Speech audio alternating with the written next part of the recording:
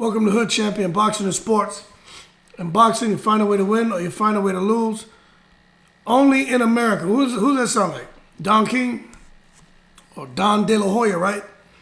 De La Hoya coming like Don King, isn't he? This man will try to say anything, force a situation. This man Don King trying to convince us that he took people out the ghetto, right? He did them so wrong that he took them out the ghetto and made them all millionaires. That's what Don King says to people who say he took advantage of fighters, didn't pay them what they were supposed to, he ripped them off. Don King's counter to that was, he did them so wrong that he made them millionaires. Now, Don King did rob people. But what he's saying is true too. But right is right, wrong is wrong. Don King was wrong for a lot of stuff he did, but he did bring in some great fights, right? But look at what happened to Don King. Look where he is now. His man's made a lot of money, but he's really not even relevant anymore. And that's kind of what's happening to De La Hoya, in my opinion. De La Hoya just barely hanging on to me. We know he's always going to have a lot of guys, especially him being, first generation American family from Mexico, him being such a great boxer, he has a connection to Mexico. He's always going to be able to go down there and find the next best thing, get him on his roster and work with him. And I don't fault De La Hoya for that. He'll work with anyone, but you got to know where your strengths are. You got to know what your skill set is, your talent is, and to make things easy for you. And there's a lot of fantastic fighters coming out of Mexico. And so De La Hoya has that connection. He has that line connected there. So that talent pool, he's able to get his hands on it first in most instances. But I'm not sure about him talking about this $1 billion company. Who the hell has $1 billion company in boxing? Matchroom? Nope. Eddie Hearn will tell you he doesn't. Top Rank? Yeah, De La Hoya is not bigger than Top Rank. Al Heyman and PBC, they make a lot of big fights. They got a lot of big names. De La Hoya is not bigger than them. So how the hell is De La Hoya $1 billion company? So when he starts saying these things, man, how sitting on a gold mine and he's ready to make the big fights. De La Hoya hasn't made any big fights, man. Now, if he would have still had Canelo Alvarez, then maybe he would be sitting on. His company could be worth somewhere near that. Excuse me. Maybe it would. I don't know. I don't like trying to find myself in somebody's pocket, worrying about their finances. At the same time, me being a common sense man, $1 billion company, I just don't see it. So it makes me wonder, you have this $1 billion company, but you're saying you can't wait to get rid of it. But at the same time, as a result of you having this $1 billion company that you can't get rid of, it's crucial you make the big fights. We're sitting on a gold mine. Let me tell you something. All that is crap. De La Hoya, what big fight can he make? He can't even get Garcia a big fight. He couldn't get Tank in there to fight him. He can't get Munguia to fight Charlo. He had Canelo. And all that worked out with Floyd Mayweather, but look at what happened. Canelo jumped ship. There's a reason why Canelo jumped ship. It's just, y'all have to excuse me, man. My ass is tired. But there's a reason why Canelo jumped ship. So what I think is De La Hoya is now trying to jump ship because I think that ship is sinking. So while he has the opportunity, he's trying to kind of move it off to the highest bidder. Cash out, let it go down in flames, then he'll sell off into the sunset. De La Hoya is not dumb. And there are a lot of people who still see him as the golden boy and see him as this guy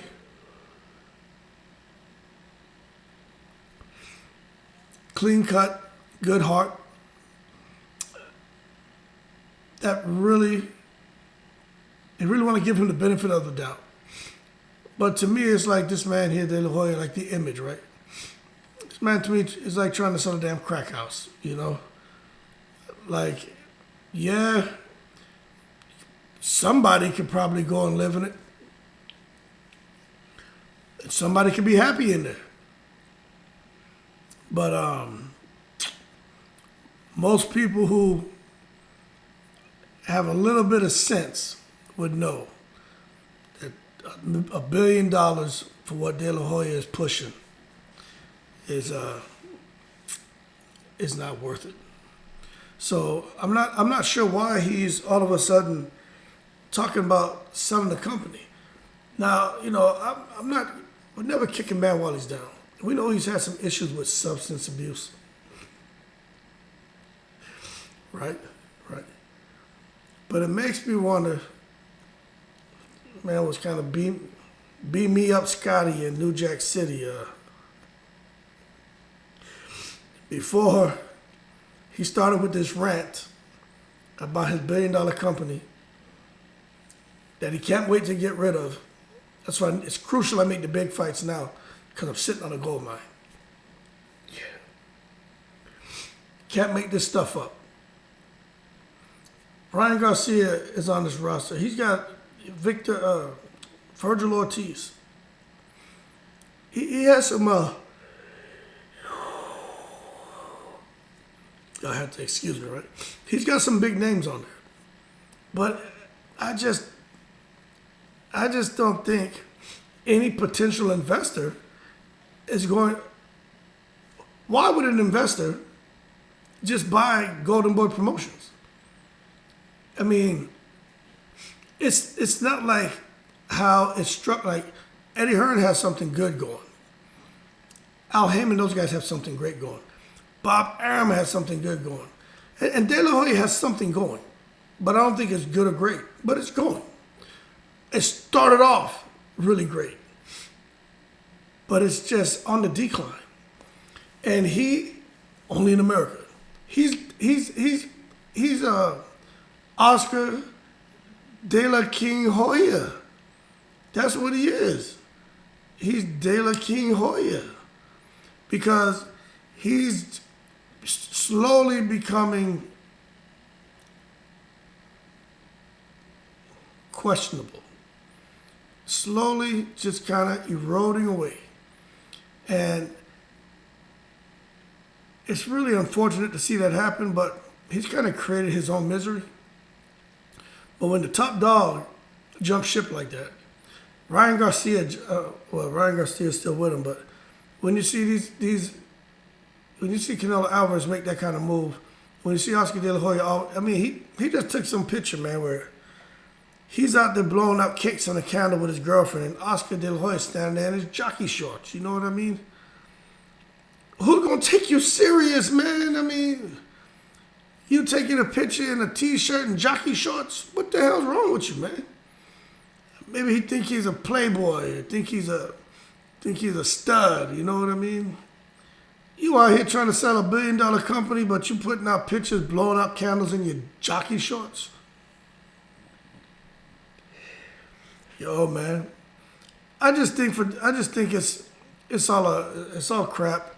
There's more going on with that guy, and I think he needs help, man. De La Hoya was an outstanding fighter, outstanding amateur fighter. As a professional, you can't take nothing away from that man's accomplishments. De La Hoya fought any and everybody. He pushed himself. He moved up in weight. He really did strive to be the best of his era. And he did a lot of great things in boxing. He did, as a boxer, De La Hoya did a lot of great things. We can't take that away from him. But when you as a promoter, I don't know what he's having a comeback. He's gonna fight this person, then he's not. Want to fight Dana White. Then he want to get on there and challenge Canelo. I mean, what? Then he's on drugs, and he's in the underwear and blowing up candles, and he's dyeing his hair, then he's not dyeing his hair. it just makes me wonder, man, what's really going on with Oscar De La Hoya. But I don't know what else I can say about him, man. He's trying to make Virgil Ortiz and Earl Spence. Man, Earl Spence isn't messing with De La Hoya. You know, De La Hoya is just barely clinging on to life as a result of what he has going with DAZN. He's barely clinging on to life, man. You know, if the DAZN arrangements, Eddie Hearn arrangements, Eddie Hearn is not stupid. Eddie Hearn doesn't need De La Hoya, but he's like, hey, he's all about business. He's all about working relationships. Eddie Hearn doesn't have to like you to work with you. A lot of these other promoters need to take a note out of his book. But at the same time, if Eddie Hearn and DAZN decide, you know what, we don't want to host your fighters anymore, people, what's De La Hoya gonna do?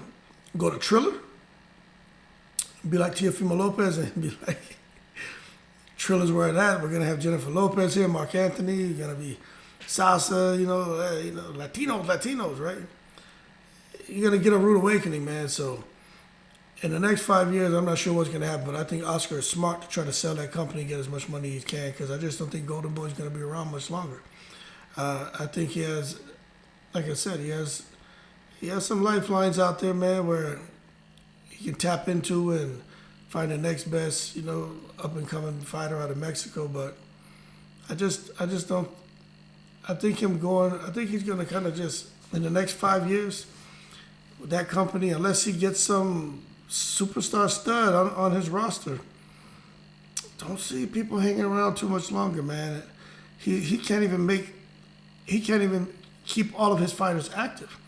That's extremely challenging. Not even Al Heyman keeps all of his fighters active. These promoters can't keep all their fighters active like this. It's hard to do. I almost think it's like when they sign fighters, they say, okay, I have these, I really can only manage 10 fighters, but let me take 18. And out of this 18, we'll see which one gets hot. And, okay, I have these 7 or 8 that are really hot. That's where I'm going to put my money into, because those are the ones who are going to get me paid.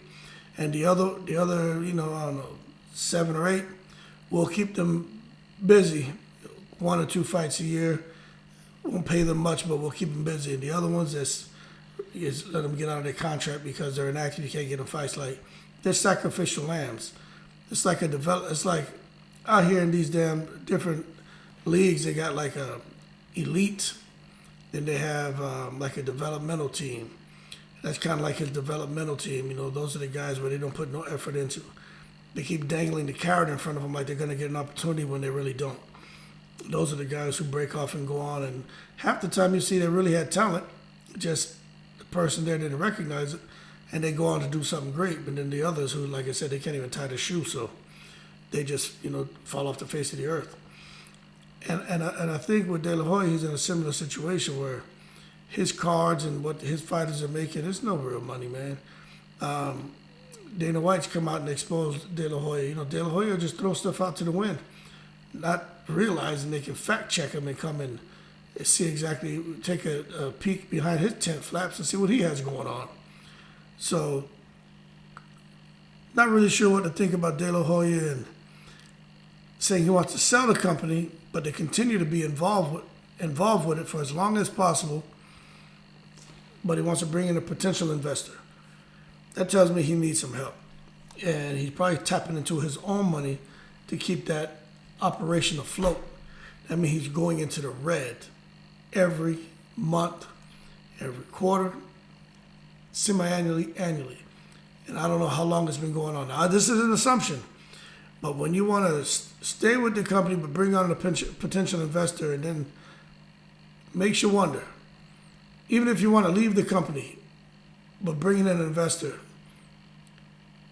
what exactly are we looking at here? So I think De La Hoya is losing money. I may be wrong. I'm not one to get in anyone's pockets, but just something doesn't sound right about that. It just doesn't sound right. I wish all these guys the best of luck because I love boxing.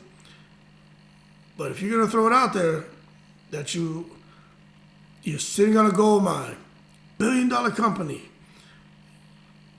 but you can't wait to get rid of it.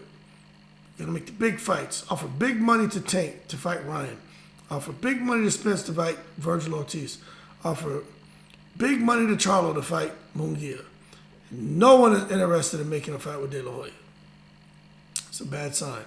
And any investor looking to invest that kind of money, they're gonna sit back and do their due diligence. They're not gonna have time for that.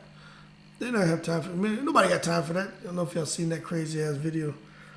Nobody have time for that, man. They're too smart. They have better things to do with their money and their time. But De La Hoya, stop trying to push the crack house off on people, man. We know what's going on inside there. Nothing good's going on inside Golden Boy. I think he's going into the red every month, and I really think something's wrong with him. But can't take anything away from his performance in the ring. But I just think something's not right. I'm telling you, man. He's out here talking about what fights it takes to make superstars and how they know how to build superstars. Who did De La Hoya build, man? I mean, he built Canelo. I mean, who has he built? Who else has he built? What's he doing over there? You guys tell me. I mean, really, who and what has De La Hoya built into a pay-per-view superstar? Okay? Canelo, I think, would have been a superstar anyway.